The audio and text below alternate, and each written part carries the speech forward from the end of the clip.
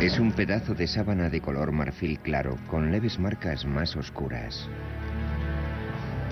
¿Realmente se trata de la imagen de Jesucristo momentos después de su crucifixión, como creen muchos?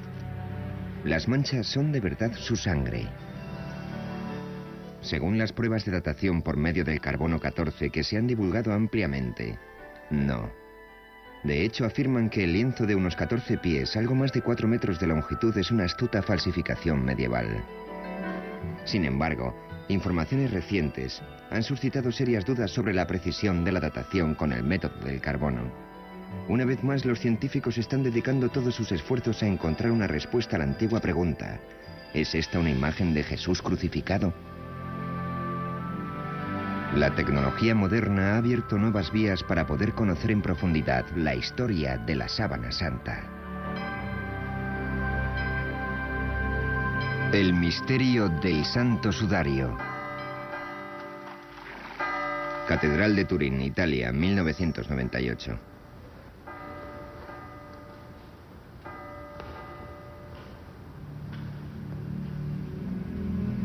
Desde el año 1400, la sábana santa o santa síndone ha salido de su caja de plata en numerosas ocasiones.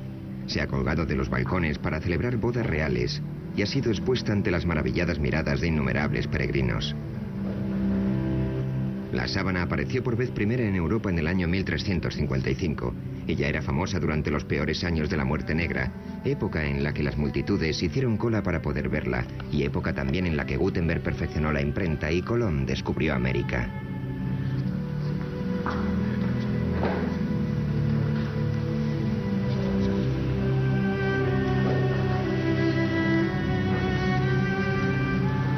En aquel momento escaseaban las herramientas científicas y las falsificaciones estaban a la orden del día, por lo que resultaba imposible resolver la cuestión de la autenticidad del lienzo. El público en su gran mayoría aceptaba que la sábana era auténtica, pero el debate entre ciencia y religión no había hecho nada más que empezar. En 1898, la Iglesia permitió que se examinara la sábana a través de la mirada imparcial de un nuevo invento: una cámara.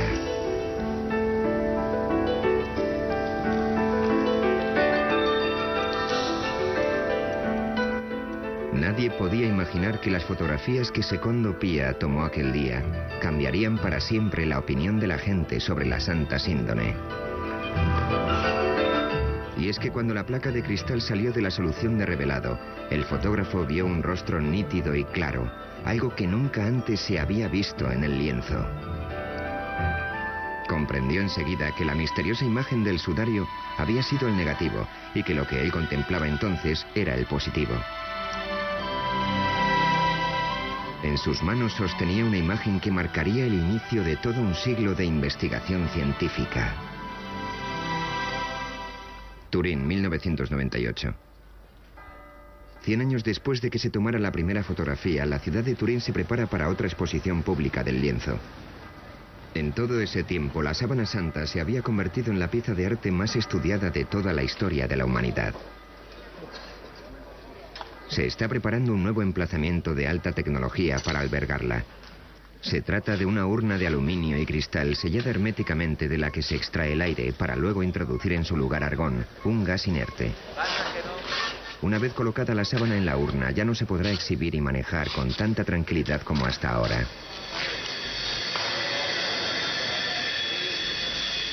Toda esta actividad puede resultar sorprendente si consideramos que las pruebas efectuadas con el método del carbono son correctas y la sábana, por tanto, no es más que una falsificación. ¿Es solo fe ciega o realmente existen motivos para dudar de los descubrimientos científicos? El lienzo vuelve a estar en el centro de la polémica. Existe una entrada lateral sin señalizar y los guardias garantizan el acceso restringido a la sala.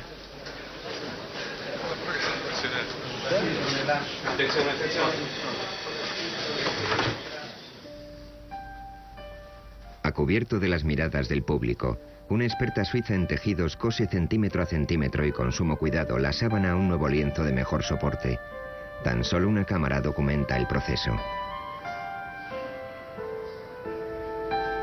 Para el conservador del sudario no existe duda alguna sobre quién era la persona a la que una vez cubrió este lienzo.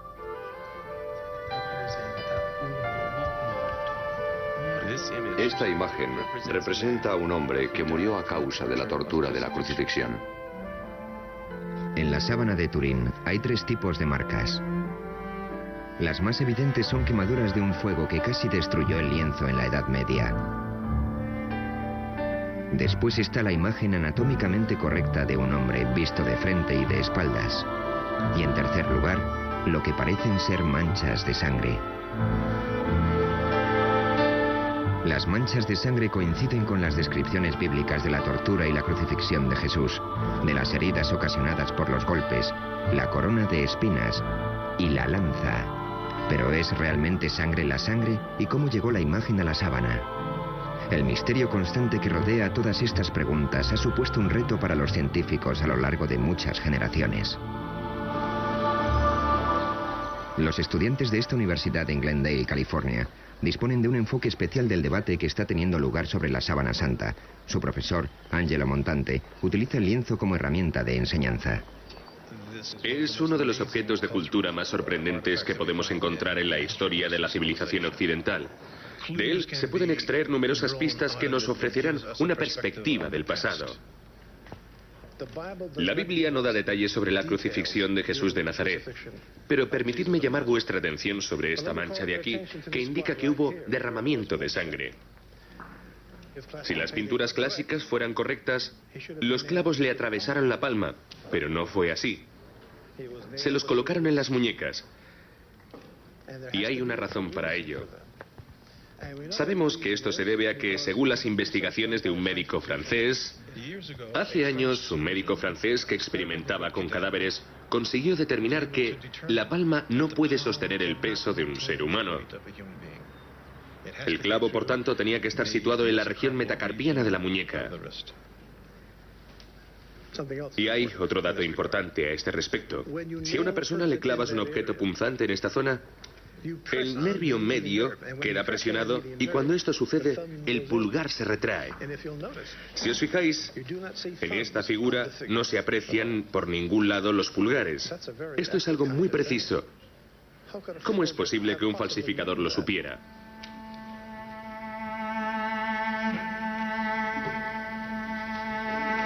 Aquí tenemos una imagen mejorada de la sábana. Esta materia más oscura representa la sangre. Aquí vemos más sangre en los brazos y también se aprecia que todo el torso sangra. En un lateral, junto a la quinta costilla, hay una herida sangrante. Coincide con la forma de la lanza romana que se utilizaba en la época de la crucifixión.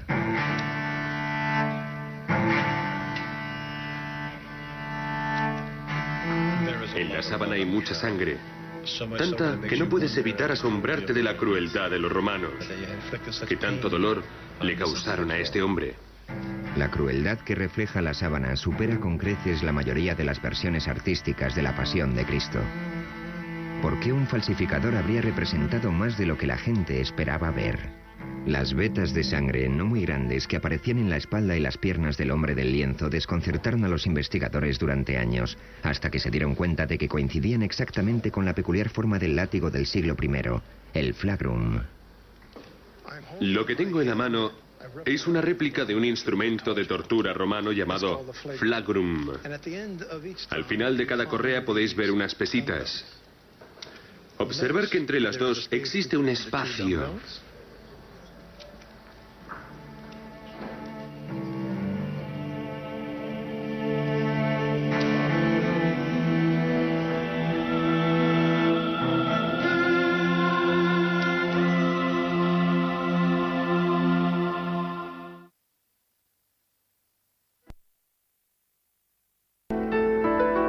A finales de la década de los 70, un grupo de científicos presionó a la Iglesia para que les dejara examinar la sábana con las tecnologías más avanzadas.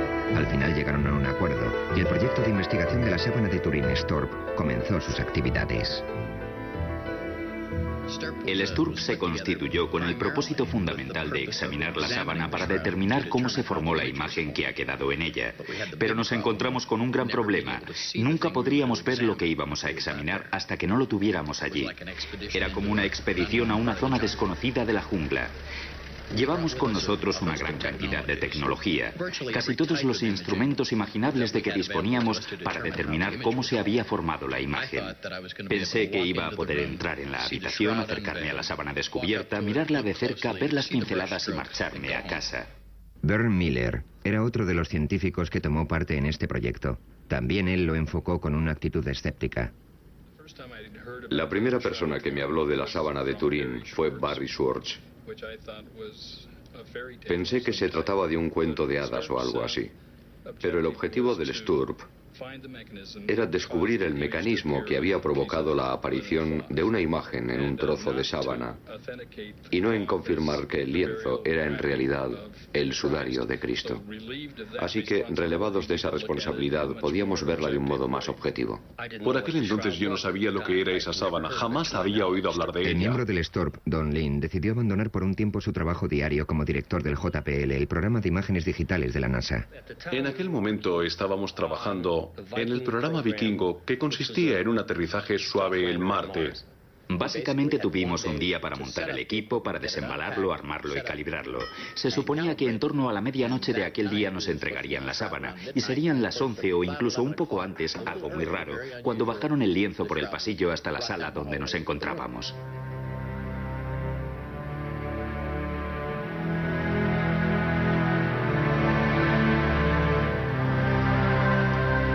Uno de los primeros experimentos que se llevaron a cabo con la sábana consistía en separar la tela del lienzo de refuerzo por una pequeña zona de aproximadamente unos 7,5 centímetros.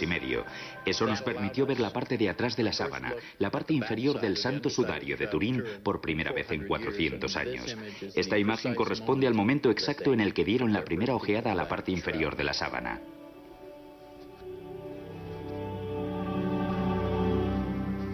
Entonces el profesor Ricci del equipo italiano insertó una cámara endoscópica entre las dos telas. Cuando vi que la luz de la cámara enfocaba la mancha de sangre número 3 desde abajo, apagué las luces de la habitación. Entonces el profesor encendió la cámara y por primera vez comprobamos que las manchas de sangre habían empapado el lienzo de refuerzo como lo hubiera hecho la sangre de verdad. Pero la imagen no se traspasó. De inmediato se dieron cuenta de que habían realizado un descubrimiento muy significativo. Al contemplar de frente el sudario, tanto la imagen como la sangre se mostraban con gran nitidez. Cuando la luz se colocaba detrás de la sábana, la sangre seguía siendo visible, sin embargo, la imagen no. Eso era algo que no sabíamos hasta aquel momento y significaba que la imagen no podía estar pintada, pues si no, en el lienzo habría una cierta densidad de pintura que quedaría reflejada en una fotografía de luz transmitida.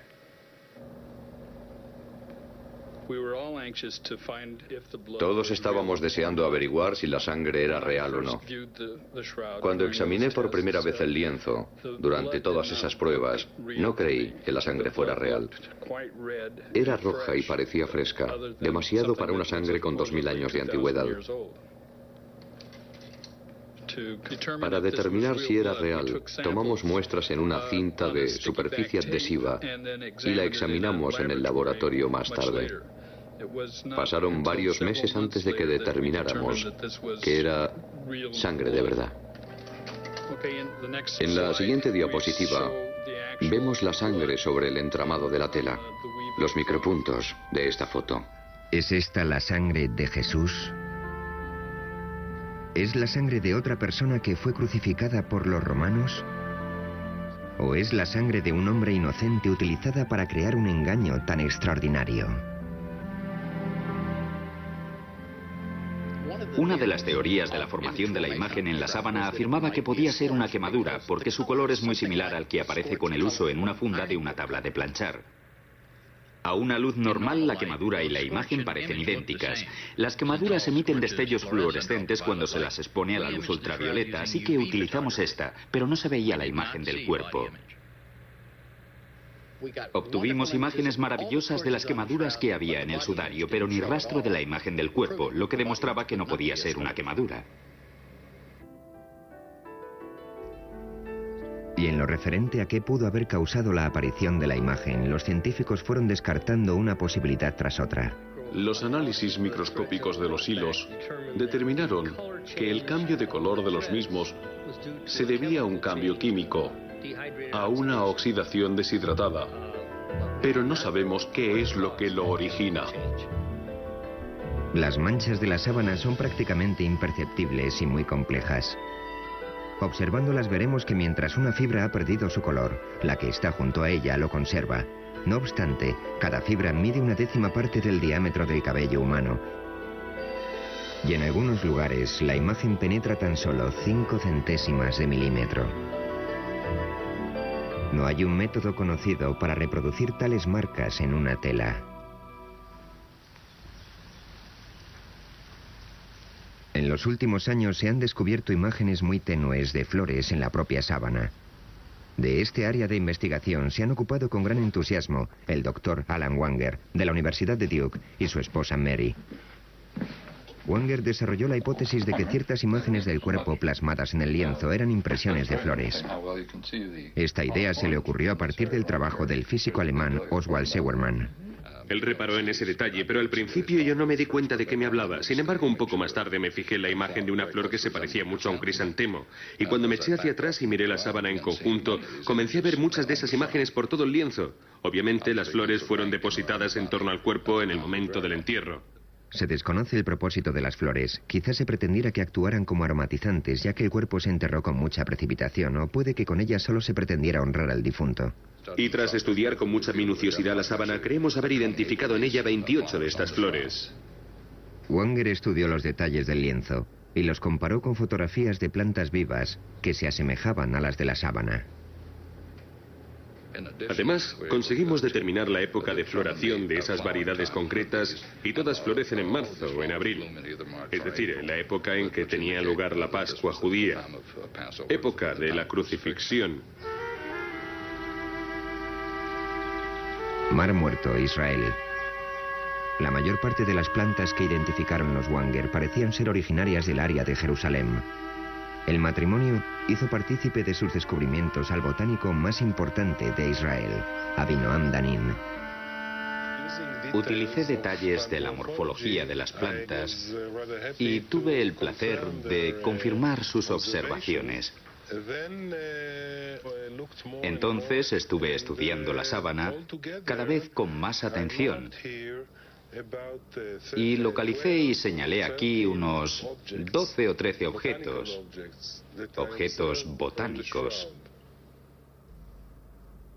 Una de las plantas, el Zygophyllum dumosum, fue la prueba clave para el botánico Danin. No solo vio su imagen en la sábana, sino que encontró detalles aún más precisos que los Wanger. ¿Descansó esta planta en un tiempo sobre la Santa Síndone de Turín? Aquí vemos la imagen de una Zygophyllum dumosum. La hoja de invierno es así. Y este es el pétalo. La Zygophyllum dumosum crece tan solo en un lugar del mundo, en un pequeño reducto cerca de Jerusalén. Las 4 hojas que encontré están tan claras que puedo afirmar que el tallo de Zygophyllum dumosum fue depositado sobre la sábana en primavera. Además, podría decirles que es imposible que el lienzo se hiciera en otro lugar del mundo. Tuvo que ser aquí.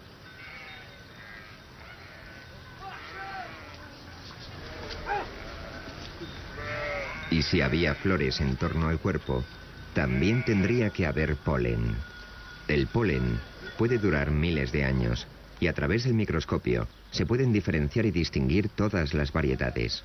Eran pistas demasiado pequeñas para el ojo humano que esperaban la llegada del detective apropiado. En 1973, el criminólogo suizo Max Frey obtuvo una autorización para tomar muestras del polen del tejido de la sábana santa y las conservó en portaobjetos de cristal. Este hombre, que contaba con una formación en botánica, pasó años analizando su contenido de polen. Falleció antes de poder terminar y publicar sus conclusiones, pero otros continuaron su labor. Con la ayuda de las tecnologías más novedosas, pueden identificar con exactitud cada grano de polen y averiguar a qué planta corresponde. Uri Baruch es el experto en polen más importante de Israel. Trabaja con el Dr. Danin y se encarga de calcular el tipo y la frecuencia del polen que contienen los portaobjetos de Frey. Pensé que también había algunas bayas con el mismo tipo de polen, pero todavía no las hemos encontrado. Es el primer caso que vemos de este tipo de polen. El objetivo es determinar exactamente qué plantas rodeaban el cuerpo y cuáles eran las especies predominantes. De los 58 tipos de polen identificados hasta el momento, 28 de las plantas que los producen tan solo existen en Oriente Medio, prueba de que la sábana pasó aquí una parte de su historia. Muchas de ellas todavía siguen formando parte de las vidas de los habitantes de la región, como por ejemplo la Fagonia mollis. Los bizantinos establecidos al sur del Sinaí utilizan las hojas de la Fagonia mollis para sanar heridas superficiales. Toman los tallos y las hojas verdes, los queman y usan la ceniza para colocarla sobre las heridas. La llaman uraga.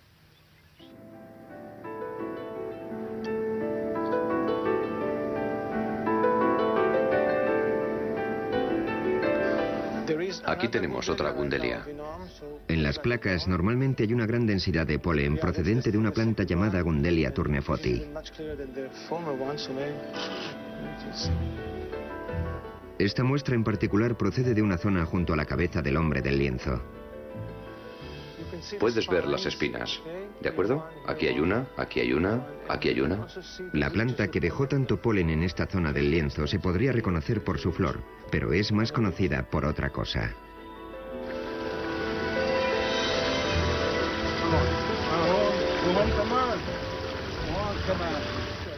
Tengo que utilizar mi cuchillo porque es una planta con muchas espinas.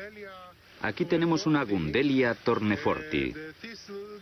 Es el cardo con la mayor frecuencia de granos de polen en la Santa Síndone de Turín.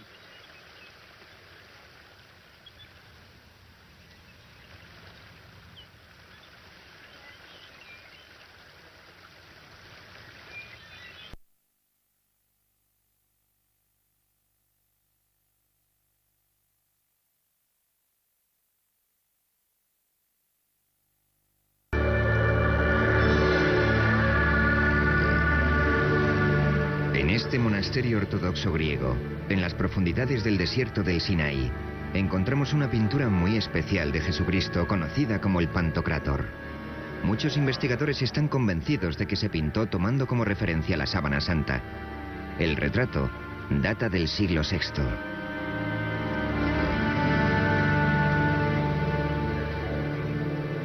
En el icono podemos ver que los ojos son muy grandes y están bastante separados. Cuando lo comparamos con la sábana, vemos que los ojos del hombre del sudario están separados y ligeramente descentrados. Si observamos... El Dr. Banger ha perfeccionado una técnica de luz polarizada para comparar las imágenes de la sábana con otras imágenes como el Pantocrátor. Si giro el filtro mientras miro estas imágenes en la pantalla, una se difuminará en la otra. Hacemos esto para comprobar la exactitud de las comparaciones.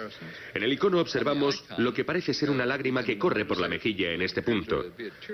Si rotamos la sábana descubrimos que en realidad hay una mancha, posiblemente de sangre, en el mismo lugar. Si bajamos hasta la punta de la nariz en el icono y luego pasamos a la sábana, comprobaremos que la configuración de la nariz es prácticamente exacta.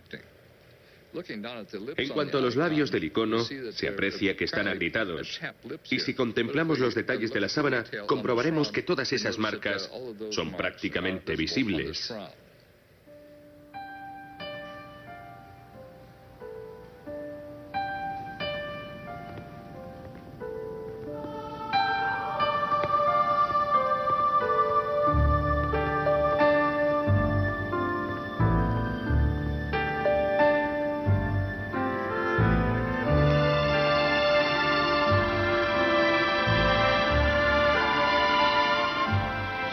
Jesús ha sido la persona más representada de la historia, pero la Biblia jamás describió su aspecto.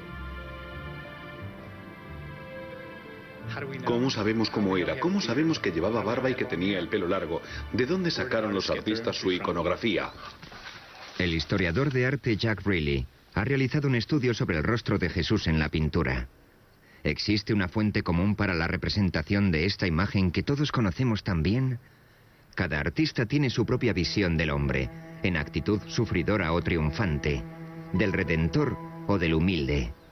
Sin embargo, a lo largo de los siglos los artistas se han atenido a ciertos parámetros que nos permiten identificar al hombre como Jesús. ¿Cuáles son las directrices que siguen? ¿Y de dónde proceden? Rayleigh y muchos otros investigadores creen que existía un prototipo de Jesús que estableció la pauta a seguir hace siglos. La búsqueda de ese prototipo ha llevado a los investigadores a remontarse a los primeros siglos que siguieron a la muerte de Jesús. ¿Cómo llegaría un artista de esta imagen a esta otra? Aquí tenemos barba, en esa no. Aquí el cabello le cae sobre los hombros y lleva la raya en medio. Ahí no. Este Jesús parece un dios romano. Tiene un aspecto juvenil. No tiene las mismas características. La pregunta es, ¿qué falta? En la década de los 30, el investigador francés Paul Vignon observó ciertas marcas en las pinturas que se habían hecho de Jesucristo a lo largo de muchos años. Estos rasgos llegaron a conocerse como las marcas de Vignon. Ahora veremos algunas. En primer lugar, observen esta línea transversal que cruza la frente de Cristo. Y fíjense en esto, una especie de cuadrado con 3 lados marcados en el caballete de la nariz. Justo debajo hay otro triángulo, en la nariz que es alargada, rasgo muy indicativo de numerosas representaciones de Cristo de aquel periodo. Los especialistas han identificado los ojos, que se asemejan a los de un búho, la nariz alargada y el resto de las marcas de Vignon en la sábana. ¿Acaso la Santa Síndone fue el modelo original de las representaciones posteriores? Aquí tenemos varias reproducciones de algunas pinturas de los siglos XI y XII en las que se aprecian estas marcas geométricas. En primer lugar, justo aquí, en la nariz, se puede ver ese extraño cuadrado geométrico de 3 lados en forma de U. Luego tenemos los ojos, semejantes a los de un búho. También la nariz alargada es una característica. Observen los 2 mechones de cabello que caen sobre la frente. Aparecen en las 4 imágenes. Y no un solo mechón, siempre 2. La coincidencia de todas estas marcas, de todos estos puntos, me lleva a creer que algo influyó en estos artistas.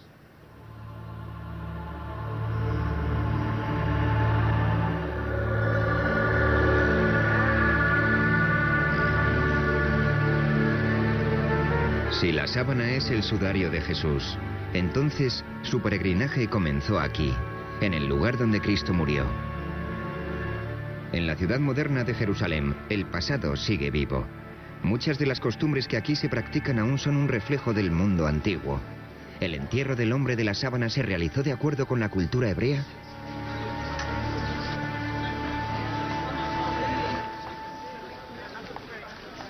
Rabbi Misha Halpern nació en los Estados Unidos y lleva muchos años viviendo en Israel. Está especializado en la vida judía durante el siglo I. Esta es la Vía Dolorosa. Mide algo más de 1,5 kilómetros de longitud.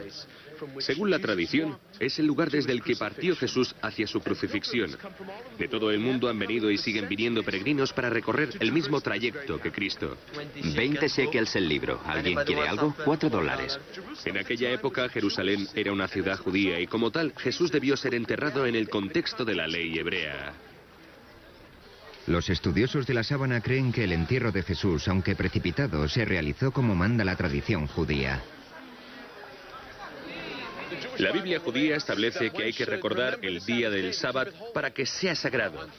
El viernes por la tarde la gente corre de acá para allá apresuradamente para terminar sus tareas antes de que comience el sábado. Y lo mismo ocurría hace 2000 años. A Jesús lo bajaron de la cruz un viernes para sepultarlo a toda prisa antes del sábado. Porque en sábado no se puede hacer nada. No se puede trabajar, solo se descansa. ¿Existe algún dato que certifique la existencia del sudario en los años que siguieron a la muerte de Jesús? Cuenta la leyenda que un rey que se encontraba en las proximidades de Edesa cayó gravemente enfermo y mandó llamar al sanador judío. Jesús ya había muerto, pero al rey le entregaron un lienzo que llevaba su imagen. El rey Abgar sanó inmediatamente y el lienzo milagroso comenzó a ser conocido con el nombre de El Mandilión. Así fue como en todo Oriente Medio se veneró el Mandilión como la imagen de Cristo, y la ciudad de Edesa se convirtió en un centro para la cristiandad. Mandilión es una palabra que significa toalla pequeña. En esa tela había una cara de Jesús pintada sobre un fondo estilizado y normalmente aparecía enmarcada. Si el mandilión era la sábana santa, ¿por qué en él solo aparecía el rostro? Entonces solo se decía de ella que era un lienzo con una cara, pero Ian Wilson, el historiador inglés, afirma que existe una palabra clave para explicarlo en los documentos antiguos, tetradiplón, que significa doblado en 4. Si doblas el lienzo en 4 partes, al final lo que tienes es un pequeño rectángulo con el rostro en el centro. ¿Podría la sábana de Edesa ser la Santa Síndone doblada en 4 para mostrar solo la cara? La sábana en sí mismo es el mapa que mejor nos permite ubicarla en el pasado. Comienzas siguiendo una pista que te lleva a otra y así sucesivamente. Voluntarios, por favor. En 1978 el equipo del Sturb descubrió un cierto número de pliegues en el lienzo, de los cuales 8 eran bastante prominentes. Lo que vamos a hacer ahora es reproducir la forma en que estaba doblada la sábana. Las fotografías con luces de descomposición demostraron que sí, que realmente la sábana tiene 8 pliegues. Por supuesto, la fotografía no puede decirnos cuándo se hicieron, pero de lo que sí da fe es de que al menos una vez en su existencia, ese lienzo se dobló 8 veces. El resultado sería un rectángulo con un rostro en el medio.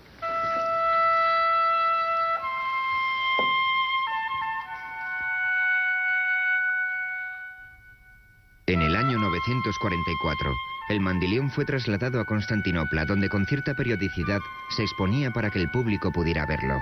Allí mismo, en el año 1203, un caballero francés de la Cuarta Cruzada dijo haber visto la imagen del cuerpo de Cristo en un lienzo. Un año después, los cruzados saquearon la ciudad y se llevaron el botín a Europa. En este punto finaliza de forma radical el rastro del Mandilión y comienza la historia de la Sábana Santa.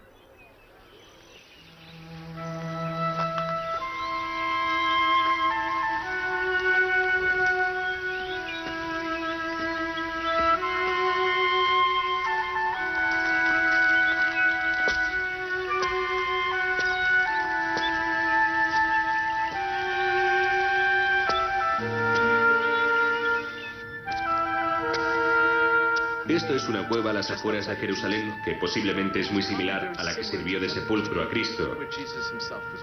En aquella época estaría cerrada con una roca de gran tamaño, casi con toda seguridad muy lisa debido a la erosión. Así es como la Biblia cristiana describe la sepultura de Jesús. Cuando el equipo del Sturb examinó la parte posterior de la sábana, descubrió que resultaba imposible identificar varios granos de polen, porque estaban recubiertos con un mineral que posteriormente se analizaría y clasificaría. Al investigar el mineral descubrieron que se trataba de una piedra caliza, por decirlo de alguna manera. Una caliza muy rara y autóctona de una zona situada en las afueras de Jerusalén.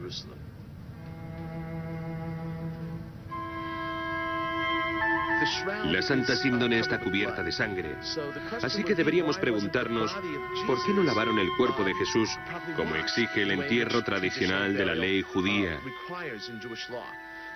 La respuesta podría ser la siguiente. Cuando un cuerpo sangra mucho, no se purifica con agua por temor a eliminar toda la sangre.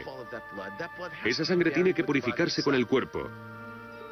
Incluso hoy en día, cuando en las noticias informan de una acción terrorista en Israel, por ejemplo, inmediatamente acuden al lugar los rabinos y la gente reza y recogen la sangre de las víctimas que está en el suelo para poder enterrarlas adecuadamente. Según la Biblia cristiana, en la tumba se encontraron 2 lienzos, el sudario y otra sábana. Se creía que la segunda había cubierto el rostro de Jesús justo después de que lo bajaran de la cruz. Simón Pedro vio la sábana en el suelo y también el sudario con que le habían cubierto la cara. No estaba en el suelo con el resto de la sábana, sino doblado en un lugar aparte. Este lienzo, que recibe el nombre de sudarium, se puede encontrar hoy en día en Oviedo, ciudad situada al norte de España. Jorge Rodríguez es miembro del Centro de Estudio Español de la Sábana Santa. Y Mark Gussin ha escrito hace poco un libro sobre el sudarium y su relación con la Santa Síndone.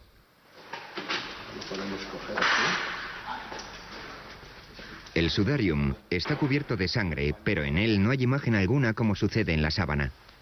Se cree que retiraron el lienzo del rostro antes de envolver el cuerpo en la sábana. Porque es para limpiar. Claro, pero en realidad es un trapo, sí. El lienzo huye del peligro. Siempre iba por delante de los invasores. Escapaba de ellos. Siempre iba más al norte, a lugares más seguros, y allí permanecía. Y esta ciudad era el lugar más seguro de toda España durante la invasión musulmana. Fuera de Jerusalén, su viaje comenzó en el año 614 para escapar del ejército persa, que no cesaba en su avance. Llegó primero a Alejandría, pero se fue moviendo en repetidas ocasiones hacia el oeste, a lo largo de la costa africana, hasta que por fin llegó a Toledo, en la España cristiana. Cuando en el año 711 los musulmanes invadieron la península ibérica, el sudarium fue llevado a toda prisa al norte, a las montañas, y una vez allí lo ocultaron en una cueva.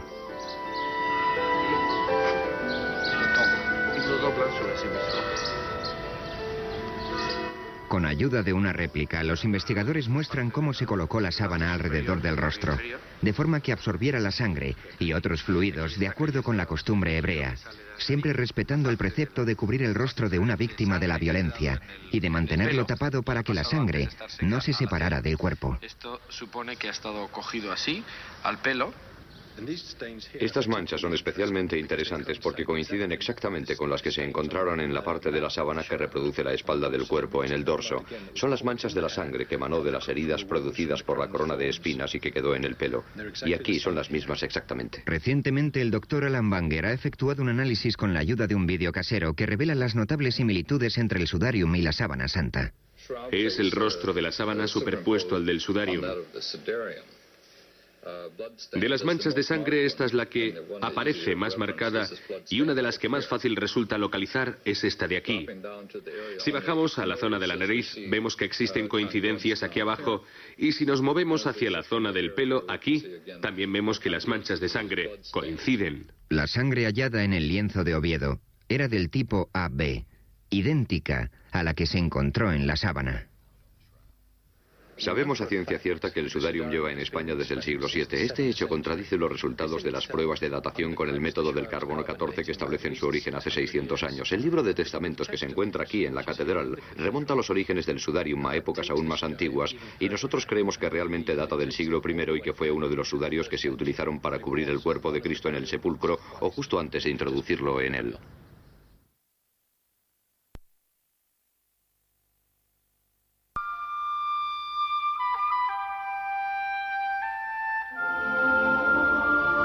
En 1988, las pruebas de carbono 14 concluyeron que el lienzo no tenía más de 600 años de antigüedad.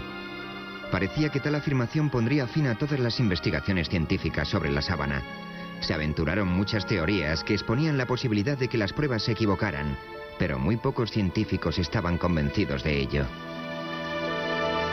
Entonces, un microbiólogo, el doctor Garza Valdez, anunció un descubrimiento significativo. Sobre las fibras de este antiguo lienzo encontró una fina película originada por una bacteria que podía distorsionar la datación por medio del método del carbono. En 1996, realizó unas pruebas a varias fibras de la sábana y observó que había una capa de material suficiente para poder desviar de forma significativa los resultados de la datación con el método del carbono. El doctor Harry Goff es el inventor de la moderna técnica de la datación mediante el carbono 14. La contaminación bacteriana es algo de lo que no eran conscientes las personas que llevaron a cabo la datación con el método del carbono. De hecho, no creo que nadie conociera su existencia hasta que Garza Valdez descubrió esta posibilidad. Y aunque lo hubieran sabido, los procesos de limpiado que utilizaban no lo hubieran tenido en cuenta. Así que no había modo alguno de que hubieran podido establecer con total exactitud la fecha de origen del material de la sábana. Cuando comenzaron a cuestionarse los resultados de la datación mediante este método, los científicos pusieron manos a la obra para encontrar una forma de separar la película de material bioplástico del tejido original. Cuando el procedimiento para separar la celulosa de la película bioplástica esté bien determinado, creo que estaremos preparados para ofrecernos a realizar otra datación de la sábana con el método del carbono 14. Si se aceptará nuestra oferta o no, es algo que no está claro. En lo referente a la datación mediante la prueba del carbono, existe aún otro factor que, de demostrarse, desestimaría todos los resultados obtenidos hasta el momento: la radiación. Si lo que dicen los físicos es correcto, es una imagen proyectada. En otras palabras, casi vienen a decir que quizás el cuerpo estuviera flotando en medio del sudario y que toda la proyección incidía en ángulos rectos en el cuerpo. Esta imagen está directamente tomada del cuerpo, que está paralelo a la gravedad. Es algo tan extraordinario que la única explicación posible es que se trate de fenómenos de radiación. La radiación puede ser el único modo de explicar los recientes descubrimientos, según los cuales la imagen sería como una placa de rayos X que revela estructuras internas del cuerpo. Ahora estamos viendo los huesos, los metacarpianos, que son estos.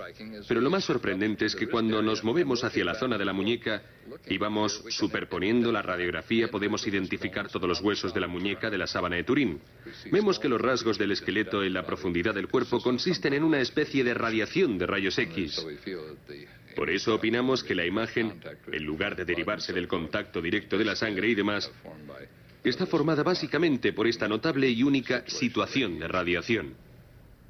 Si superponemos una calavera al rostro que aparece en la sábana, vemos que se aprecian estructuras internas con notable claridad. Aquí observamos que lo que estamos viendo son las imágenes de los dientes. A medida que vamos alternando una imagen con otra, vemos que en la sábana aparecen los dientes con sus raíces y todo. Entonces, ¿cuál es la fuente de la radiación? Algunos investigadores opinan que también tienen la respuesta a esa incógnita. Creo que esta imagen quedó plasmada en la sábana debido a la transformación que tuvo lugar durante la resurrección. El cuerpo pasó de un medio a otro, y al hacerlo,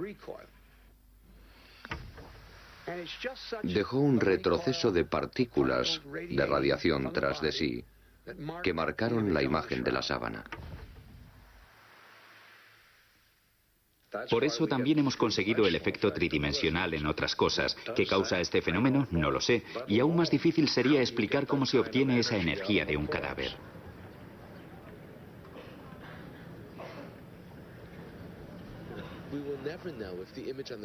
Nunca sabremos si la imagen que se ve en la sábana santa era la de Jesús. La fascinación que produce el lienzo en sí mismo es que nos vincula a todos con una muerte, con la muerte de una persona.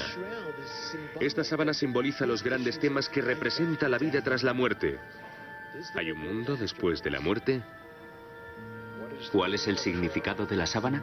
No creo que sea esencial para la fe de nadie, pero en el mismo capítulo 20 del Evangelio de Juan, en el que se narra el descubrimiento del sudario en la tumba vacía, también podemos leer las dudas de Tomás. Creo que en el siglo XX sigue habiendo mucha gente cuyos certificados de nacimiento espiritual son de Missouri, es decir, que tienen que ver para creer.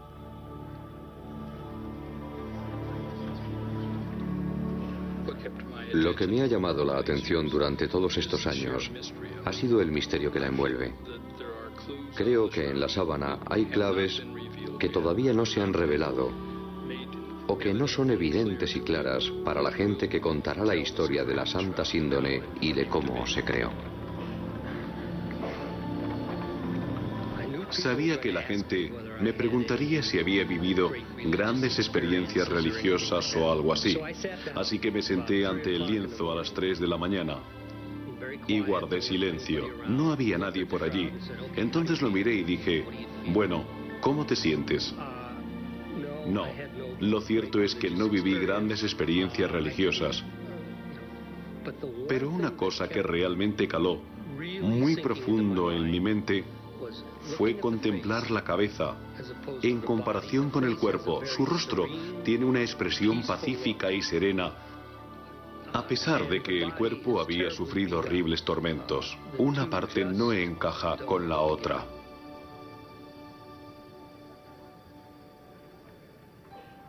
Nuestro equipo pasó cientos de miles de horas estudiándola y después de todo ese tiempo, al recordar que nuestro principal objetivo era determinar cómo se formó la imagen, hubimos de reconocer que no teníamos nada. No podíamos responder a esa pregunta. En definitiva, podíamos decir lo que no era, pero no podíamos decir lo que era.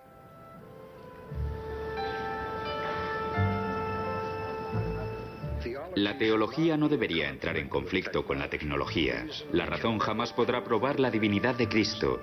La ciencia puede exponer una afirmación teológica. Como mucho puede decir, posiblemente este lienzo sirviera de sudario a Jesús de Nazaret.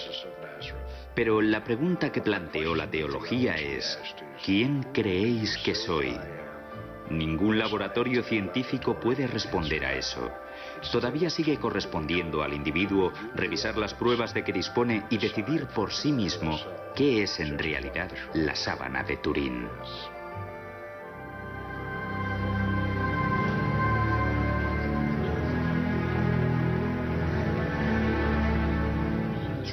La sábana santa de Turín ha causado en mi vida una impresión más profunda que cualquier otra cosa. Durante más de 20 años absorbió por completo mi atención. Hoy por hoy aún no he terminado con ella y espero que siga siendo el centro de mis esfuerzos durante el resto de mi vida.